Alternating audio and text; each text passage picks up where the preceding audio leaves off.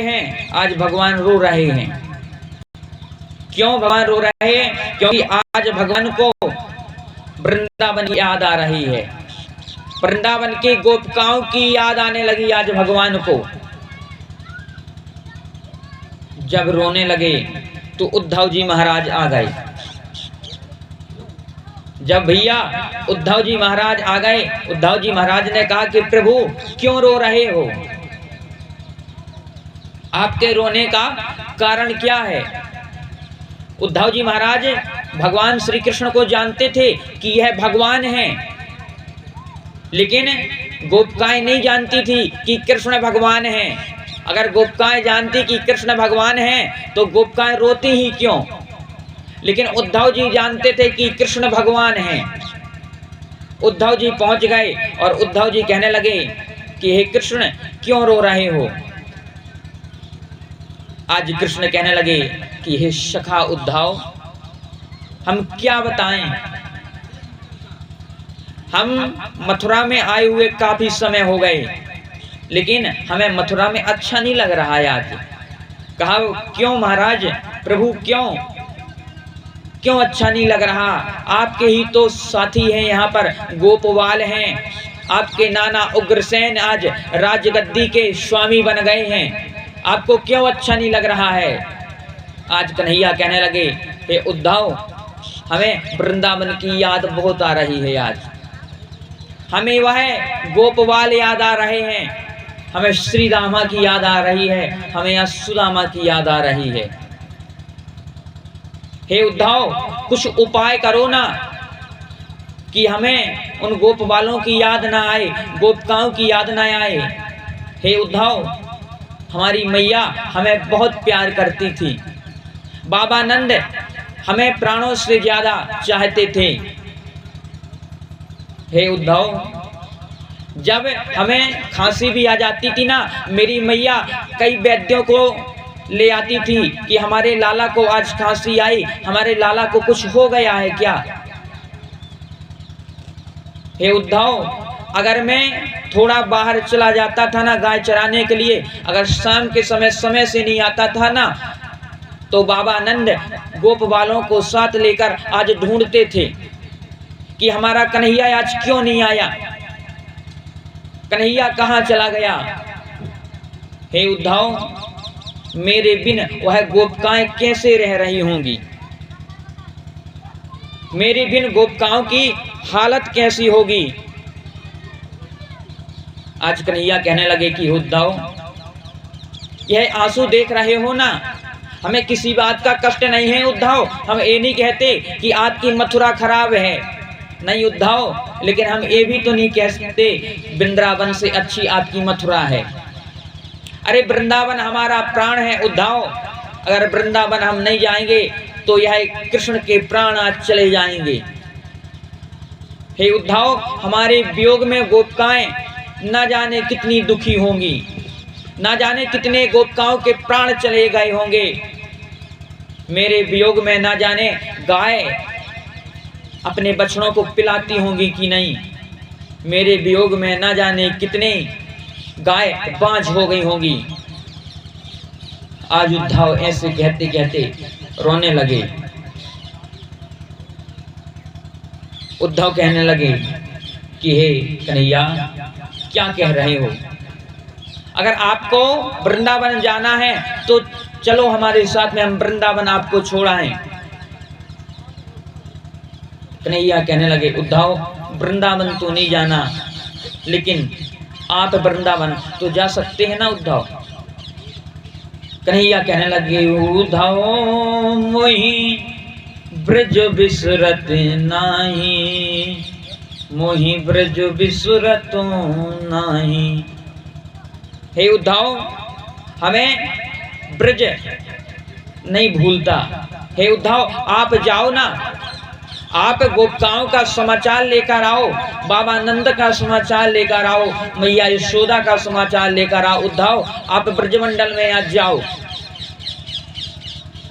उद्धव बृहस्पति के शिष्य थे, बृहस्पति उनके गुरु थे। उद्धव कहने लगे कि हे कृष्ण, हम वृंदावन तो जाएंगे लेकिन ज्यादा दिन तक रहेंगे नहीं। हम वेद वेदांत का उपदेश देंगे गोपिकाओं को, वेद वेदांत हम उन्हें सिखाएंगे और हम कहेंगे कि कन्हैया साधारण कृष्ण नहीं है, वह साक्षात नारायण है। हम ऐसा उपदेश देंगे। कन्हैया एक बात बताना, क्या हमारा वेद वेदांत का जो ज्ञान है तुम्हारी गोपिकाओं को समझ में आएगा कि नहीं? कन्हैया कहने लगे, हे उद्धव, थोड़ी सरल भाषा में समझाना तो शायद समझ में आ जाए, ज्यादा कठिन की भाषा में ना समझाना, क्योंकि हमारी वृंदावन की गोपिकाएं बहुत सरल हैं। वह ज्यादा कुछ जानती नहीं है, केवल हमारे प्रेम में ही सदा पागल रहती हैं। जब इस प्रकार कहा, आज उद्धव जाने के लिए तैयार हो गए। कन्हैया ने अपना रथ दिया, अपना पीतांबर दिया, रथ के ऊपर अपने रथ की ध्वजा लगा दी आज, और कहा उद्धव यह समाचार पत्र ले जाना और बाबा नंद को दे देना हमारी ओर से। आज उद्धव मथुरा से वृंदावन की ओर जा रहे हैं। मथुरा से वृंदावन की रास्ता कितनी है? केवल 4-5 किलोमीटर, लेकिन उद्धव को जाने में बंधुओं 12 घंटे का समय आज लग गया। इतना रास्ता मापने के लिए 12 घंटे लग गए। उद्धव सोचते जा रहे हैं, मैया यशोदा कैसी होगी? अरे गोपिकाएं हमारी बात मानेंगे कि नहीं?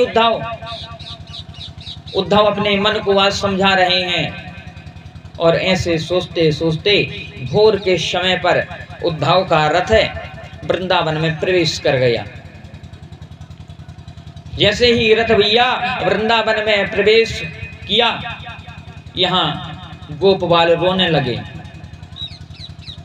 श्री दामा रोने लगा। श्री दामा कहने लगा, भैया आज भी हमारा कृष्ण नहीं आया। अरे परसों की कह गया था, बरसों बीत गए, लेकिन हमारा कन्हैया हमसे मिलने तक नहीं आया।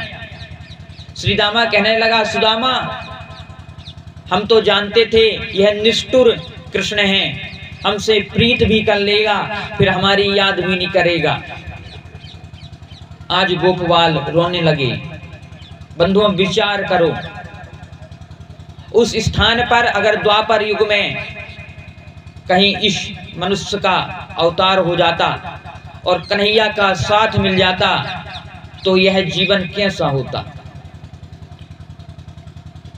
आंख बंद कर कर देखें कि कन्हैया के बिना उन गोप वालों का जीवन अधूरा है। श्री दामा कहने लगा, सुदामा हो सकता है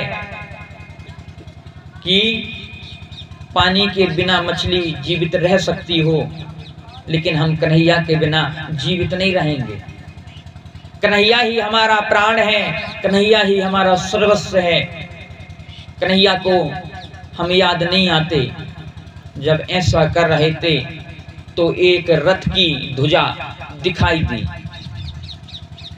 और जैसे ही रथ की ध्वजा दिखाई दी, सुदामा चिल्ला पड़ा, अरे श्री रामा देख तो, सामने से देख, सामने से देख, लगता है हमारा कन्हैया आ रहा है, हमारा कन्हैया आ रहा है। श्री दामा कहने लगा, ये बाबरा हो गया है क्या? अरे वह कन्हैया नहीं होगा, वह लगता है कोई राजा है, राजा ही हमारे नगर की ओर आ रहा है। और देखते ही देखते वह रथ वृंदावन के समीप आ गया। यमुना के समीप पर वह रथ रुक गया। सुदामा कहने लगा, श्रीदामा देख तो, अरे भैया गोप वालों देखो, वह रथ आ गया है और हमारे सामने रुका है। सुदामा कहने लगे, श्रीदामा रथ की पताका तो देखो, रथ की पताका तो देखो। बस इतने में रहते, यह पताका हमारे कन्हैया के रथ की है, हमारा कन्हैया है और कोई नहीं हो सकता।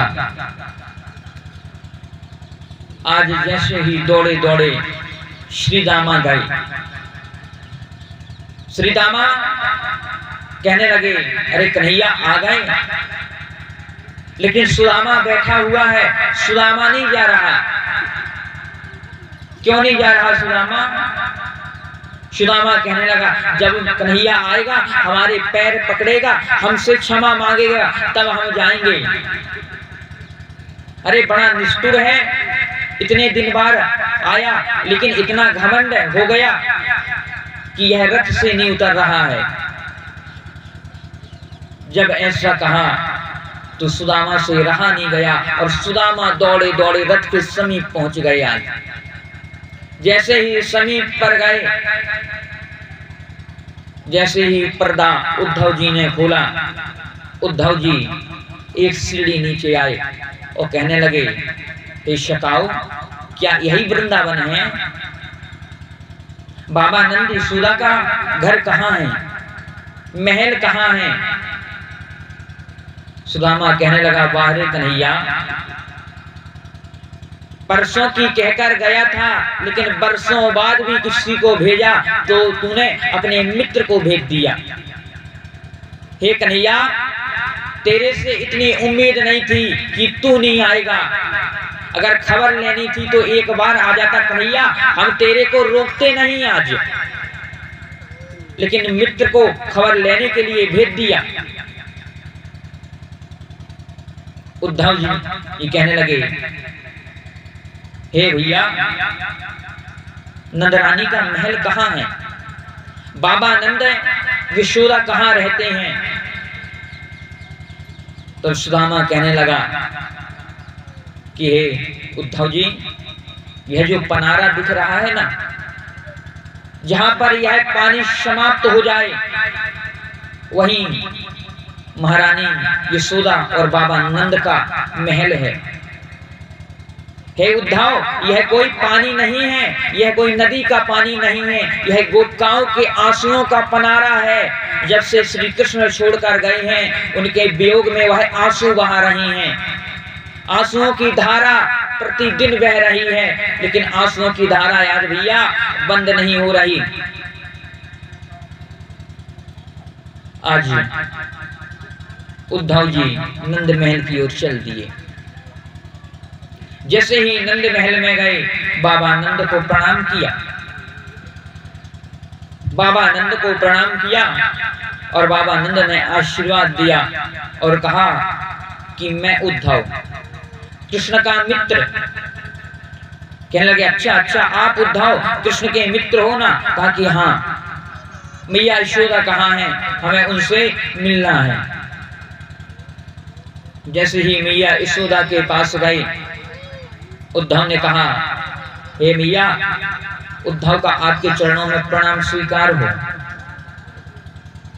एक गोप वालों ने कहा जरा जोर से बोलो।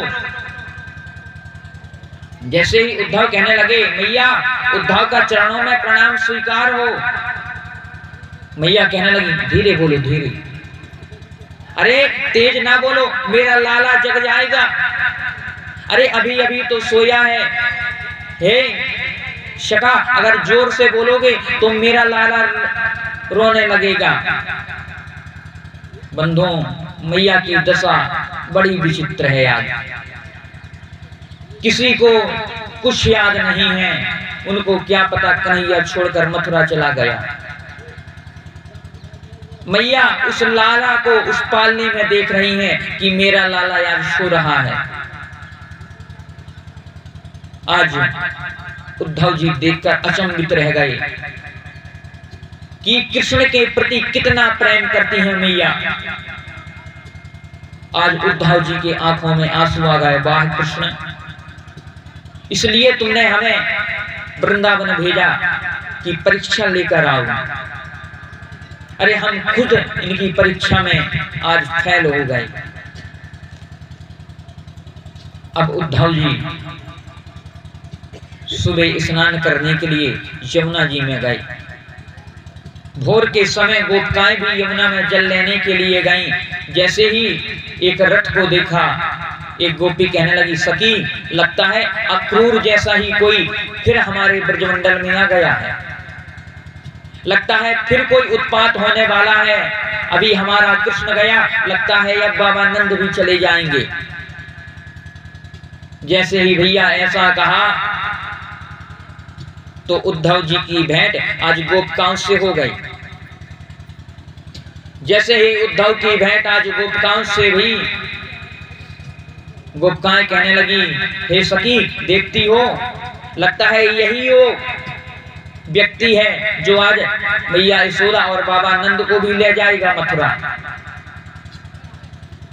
गोपिकाएं उद्धव जी से आज मिल गई। उद्धव जी कहने लगे, हे देवी आपका नाम क्या है, आप कौन हैं, आपका परिचय क्या है, आप बताइए। जैसे ही ऐसा कहा तो गोपिकाएं कहने लगी, हम कृष्ण की प्रेमिका हैं, हम कृष्ण हैं, हमारे प्राण हैं उद्धव, हमें नहीं पहचाना। अरे कृष्ण ने तो तुम्हें हमारे बारे में बताया होगा ना, कभी तो कृष्ण ने हमारे बारे में चर्चा की होगी ना तुमसे, कहा कि हाँ चर्चा तो कर रहे थे। अच्छा अच्छा, तुम वही गोपिकाओं हो जो कृष्ण बताया करता था हमें। आज उद्धव जी समझ गए। उद्धव जी आज गोपिकाओं को ज्ञान देने लगे, हे गोपिकाओं, उस कृष्ण को तुम अपना पति न समझो, वह कृष्ण साक्षात नारायण है, साक्षात जगदीश्वर है। वह कृष्ण कोई साधारण नहीं है जिसकी नाभि कमल से ब्रह्मा का जन्म होता है, जो यह संसार चलाता है और जब उसका मन होता है तो प्रलय कर देता है और यह संसार भैया समाप्त हो जाता है। गोपिकाओं को कुछ समझ में नहीं आ रहा, क्योंकि उद्धव जी अपना वेद का ज्ञान दे रहे हैं, वेदांत सुना रहे हैं। आज गोपिकाएं कहने लगी, ये सखी ये क्या बता रहे हैं, हमको कुछ समझ में नहीं आता इनकी बात। आज जब इस प्रकार कहा तब उद्धव जी कहने लगे, उसे श्री कृष्ण का तुम चिंतन करो गोपिकाओं, जो बड़े बड़े ऋषि मुनि जिसके चिंतन में सदा आसन लगाए रहते हैं, जिसके चिंतन में बड़े बड़े ऋषि मुनि तपस्या करते हैं, लेकिन फिर भी उस परमात्मा की एक छवि प्राप्त नहीं होती उनको। जब इस प्रकार कहा तब गोपिकाएं कहने लगी, हे उद्धव तुम्हारा ज्ञान तुमको मुबारक हो, हमें तुम्हारा ज्ञान नहीं चाहिए, क्योंकि हमारे समझ में तुम्हारा ज्ञान नहीं आता। यार तुम क्या कह रहे हो। गोपिकाएं कहने लगी कि हे उद्धव, एक वह कृष्ण था जिसको हमने अपने मन में बसा लिया था। अरे जब दूसरा मन हो ना तब तो हम किसी दूसरे को अपने मन में बसाएं उद्धव। मन एक है लेकिन मन दो चार नहीं है। अगर मन दो चार होते तो हम दूसरे व्यक्ति को अपने मन में बसा लेते उद्धव। केवल हमारे मन में सदा ही कृष्ण बसे रहेंगे। आज गोपिकाएं कहने लगी, यह इंद्रियां भी हमारी शिथिल हो गई हैं, यह इंद्रियां भी उद्धव अब काम नहीं कर रही हैं। उठते बैठते फिरते चारों दिशाओं में हमको कृष्ण नजर आता है। इंद्रियां शिथिल भई तो माधव बिन, जो देही दिस बिना ही शीशो। तुम तो सखा श्याम सुंदर के, सखल जोगी के ईश। हे उद्धव, तुम तो भगवान श्याम सुंदर के सखा हो।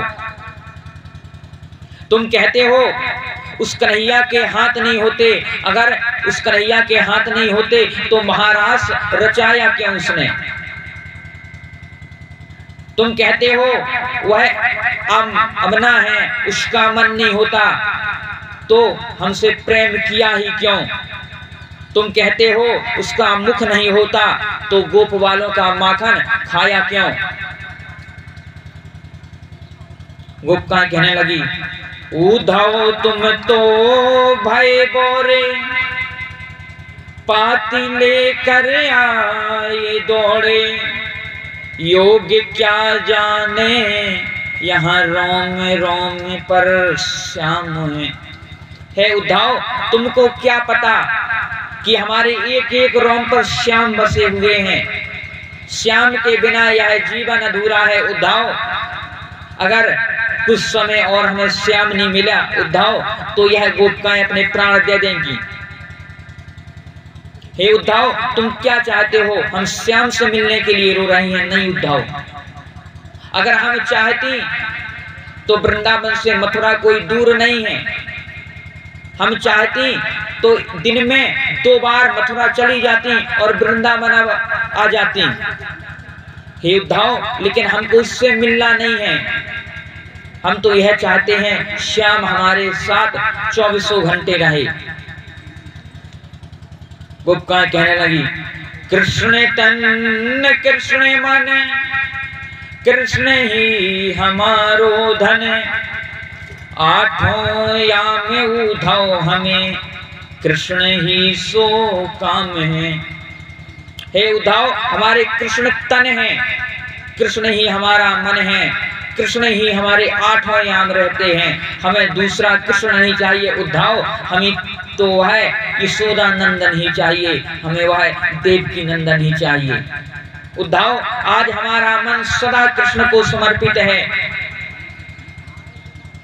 आज गोपिका कहने लगी, धूर धरे अंग सोहत श्याम जो, कैसे बनी सिर चूनर चोत्री, खेलत खात फिरे अंगना, पग पैजनी बांधत पीर कसोठी, वह छवि को रस खाने बिलोकते, वारती काम कला निधि कोटी, और कागे के भाग्य तो अब काका कहिए, हरि हाथ से ले गयो माखन रोटी। हे उद्धव, अब कौआ का भाग भी अच्छा होगा, उसको खाने के लिए कुछ ना कुछ मिल जाता है, लेकिन हमारे हाथ में कन्हैया था, लेकिन अक्रूराज मथुरा की ओर ले गया है। आज गोपिकाएं रोने लगी।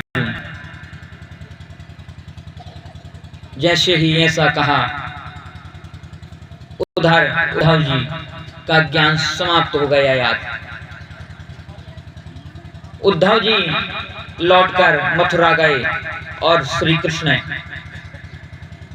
कहने लगे, हे उद्धव, उद्धव मेरो छूट गयो ब्रजधाम, गैया छूटी ग्वाला छूटे, छूट गए नंद बाबा, यमुना छूटी कुंजन छूटे, छूट गई मेरी मैया, उद्धव मेरो छूट गयो ब्रजधाम।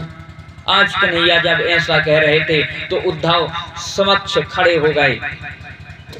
कन्हैया से कहने लगे, कन्हैया तुम्हारा कुछ नहीं छूटा, आज हमारा सब कुछ छूट गया है। गोपिकाओं का प्रेम सुन करके आज हमारा ज्ञान समाप्त हो गया है। हे कृष्ण, तुम बड़े निष्ठुर हो, तुम बड़े कसाई हो, जो गोपिकाएं इतना प्रेम करती हैं, लेकिन आज उन गोपिकाओं की तुमको याद नहीं आती।